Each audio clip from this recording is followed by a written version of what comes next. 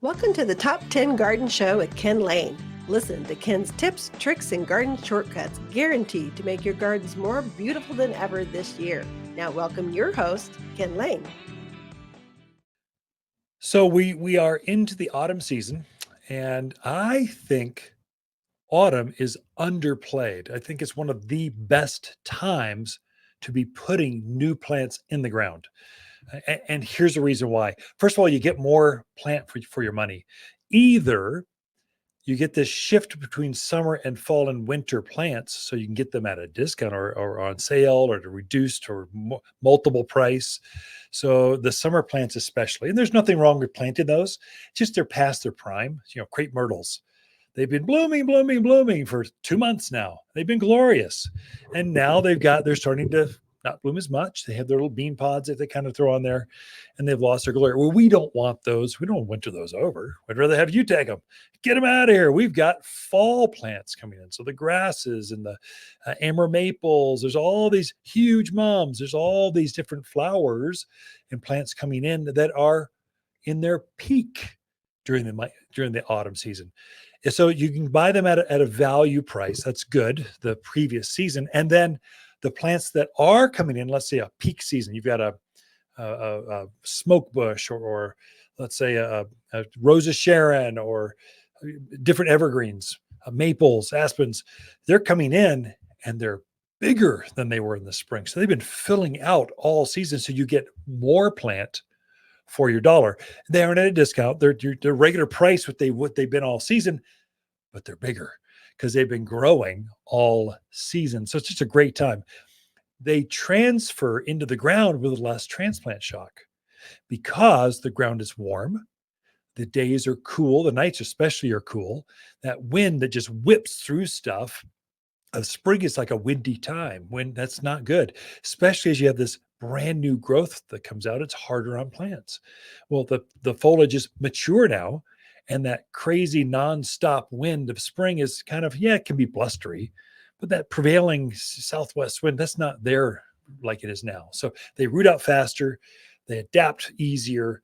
So it's just a good time to be planting for plants, especially bigger, let's say spruce or pine or firs or cypress junipers. These big, you need a privacy hedge. Whew, now's the time. This is your peak, kind of your ideal time to be planting those.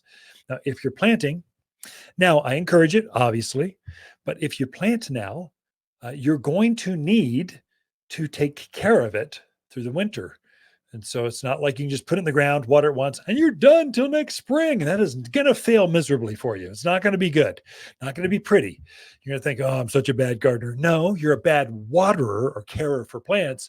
If you just watered things throughout the winter, you would have been fine.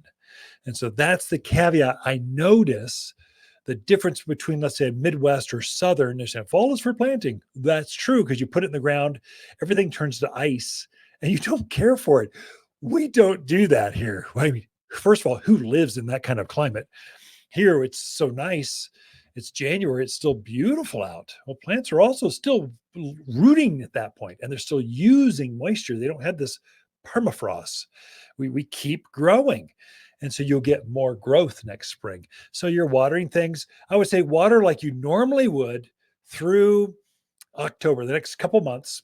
Then sometime in November, we start to throttle back. Oh, it's obviously transitioning with the end of autumn. And so then you can throttle back to maybe turn that irrigation back to once a week, once every 2 weeks. And so I'm already starting to adjust my irrigation backwards a little bit. And so I was at every 7 days for my trees and shrubs. Now I'm at every 8. I was kind of chicken. I should have gone every 8 or 9 or 10. I'll do that in a couple of weeks.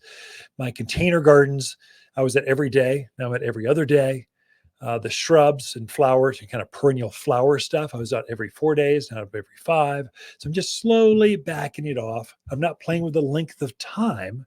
I'm just going longer in between the water cycles. And that's how you play with that. And so good time to be planting. Some of your best plants are now, because they're big and they're bold. Grasses, you cannot find an ornamental grass. They're some of the most beautiful, most luxurious plants rare. So many of them are natives. They're just like, we've got a beautiful grama grass, and the grama is kind of freaky. The seed head doesn't go up and down, it goes horizontal. So it looks like the seed heads are hovering like little spaceships across this knee-high grass. It's really cool. You just don't see those in the fall of the year. You only see them now. And so I just got a whole load of maples, beautiful 5-gallon autumn blaze kind of maples. They're cute as can be. They're nice, full, plump, juicy plants. You can go with a little bit smaller plant now because they are going to root and take off. They'll put 3-4 foot of growth on by putting them in the ground now. You'll get a lot more growth next spring by planting now. And you get the fall color. Hey, that's a win. That's a trifecta. That's a win-win-win all the way around.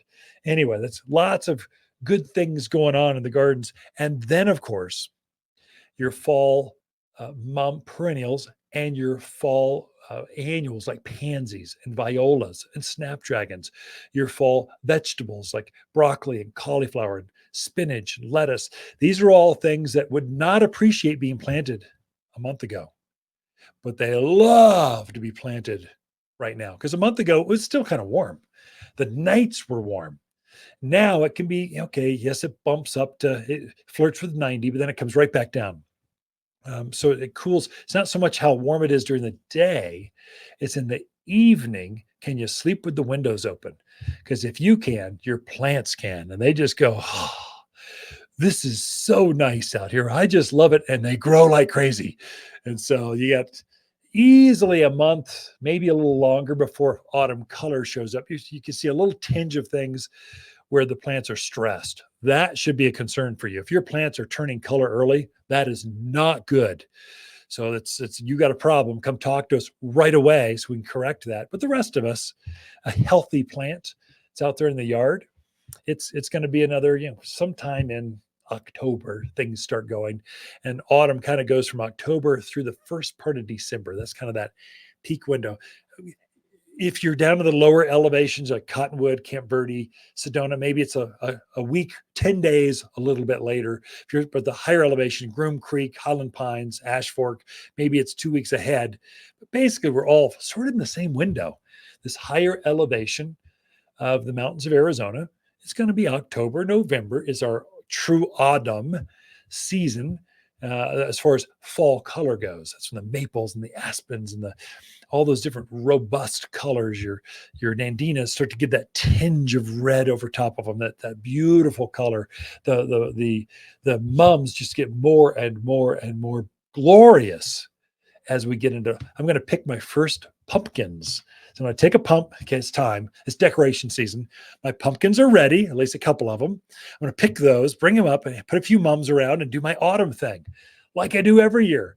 It's super fun. It's part of the joy of gardening is you get to harvest things, not just to eat, not just to cut, put in a vase, but to actually decorate the front door, kind of accessorize your patios, your decks.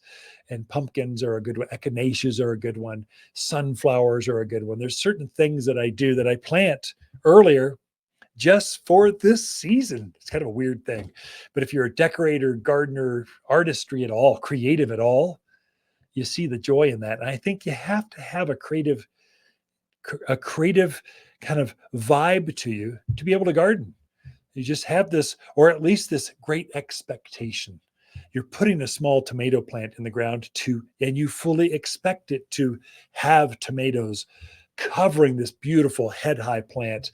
And you just see that gets you giddy inside. You kind of go, you can just feel the childlike spirit comes alive when you're gardening. That comes alive when I pick my first pumpkin and I go out and I put it in the front, put it on that front chase lounge and kind of go, there's a pumpkin. It's right there. And here's some echinaceas to go with it, some marigolds. And when I pull my tomatillos out, I'm going to put some broccoli in so I can harvest that for Christmas dinner. That is that childlike innocence, not innocence, just excitement that happens with gardening. That's one of the joys. Got more in store for you. Got to take a break here. Be right back. Yavapai County is a place of families, healing, and giving back. And that's why service clubs like Rotary does so much good in our community, and you can get involved. Rotary is partnering with Prescott Schools, Dolly Parton's Imagination Library, Bradshaw Mountain Interact Leadership Club, and more. Each helps students up their skills, graduate on time, and become stronger citizens. That's a lot. Rotary is hosting a Grapes for Good garden party with fine wines, fine food from El Gato Azul, and raising money to scholarship this year's Kids in Need. Join us. Our sponsors covered all the costs, so your donations go 100% for the good. The party is in the gardens here at Waters Garden Center. The tickets sold online at PrescottFrontierRotary.com or in person at Waters Garden Center. Join us.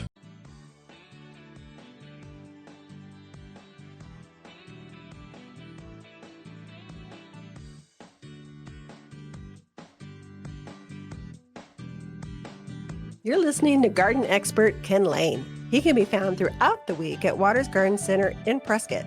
Thanks for tuning in to the Top 10 Garden Show.